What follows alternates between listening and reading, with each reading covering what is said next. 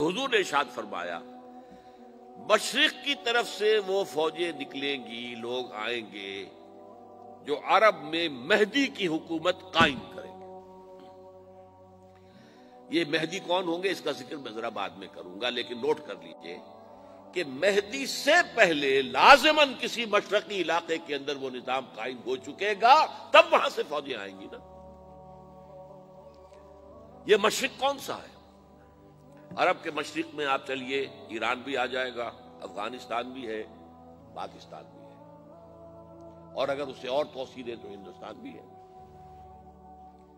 یہ ہے عرب کا مشرق، اس سے فوجیں جائیں گی۔ اس کا کیا مطلب ہے کہ اس میں سے کسی جگہ پر نظام خلافت پہلے قائم ہو جائے گا تاکہ وہاں سے فوجیں جائیں گی جو جزیرہ نما عرب میں حضرت مہدی کی حکومت کو قائم کریں گی۔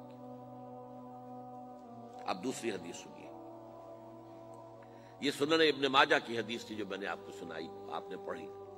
دوسری عن ابی ہریرہ رضی اللہ تعالی عنہ، یہ ترمذی شریف کی روایت ہے، قال قال رسول اللہ صلی اللہ علیہ وسلم یخرج من خراسان رایات سود لا يردها شیء حتی تنصب بإیلیا۔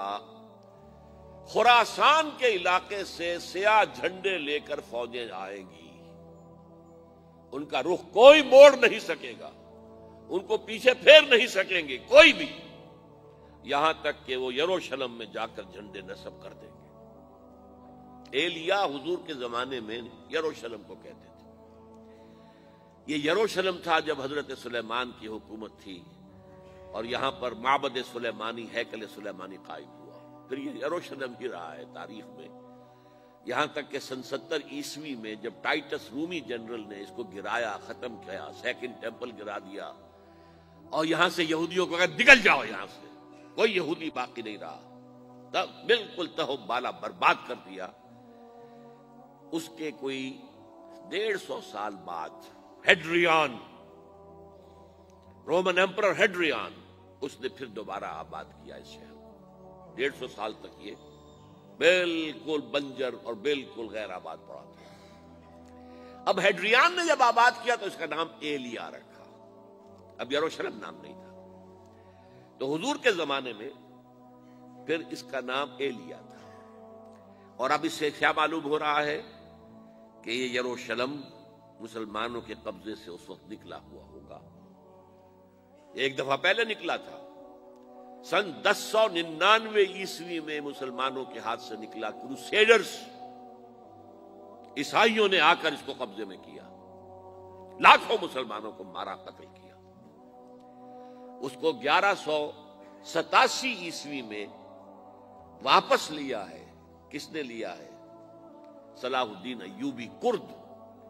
عرب کھوکھلے ہو چکے تھے، عربوں نے کھویا، واپس نہیں لے سکے، بہت حکومت کر چکے تھے، 400-500 برس کی حکومت کر کے، اور ان کے عیش اور ان کے آرام، اب ان میں جان نہیں تھی کہ وہ واپس لے سکے۔ واپس لینے والا گرم کرد خون تھا، صلاح الدین ایوبی۔ تو گویا کہ اب آپ سمجھئے کہ 88 برس تک عیسائیوں کا قبضہ رہا یروشلم پر۔ اب 1967 میں یہودیوں نے قبضہ کیا ہے، اور اب 38 برس تو ہو گئے، 88 نہیں تو 38 برس تو ہو گئے، لیکن وہ دور آئے گا کہ اب پھر لیں گے۔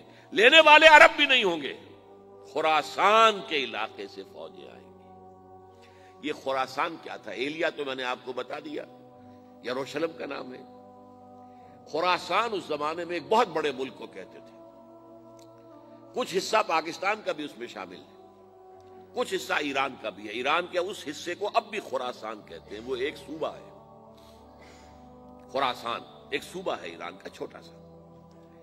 پاکستان میں خاص طور پر یہ جو علاقہ مالاکنڈ ایجنسی کہلاتی ہے، اس سے اوپر جتنا علاقہ ہے، اور یہ جو واخان کی ایک پٹی آتی ہے اوپر، واخان افغانستان کی ایک پٹی سی دم سی چلی آتی ہے جو جا کر چائنا کی سرحد سے مل جاتی ہے، یہاں سے لے کے یہاں تک یہ جو مالاکنڈ کا وہ درہ ہے اور پہاڑ ہے، یہ بھی خراسان کا حصہ ہے۔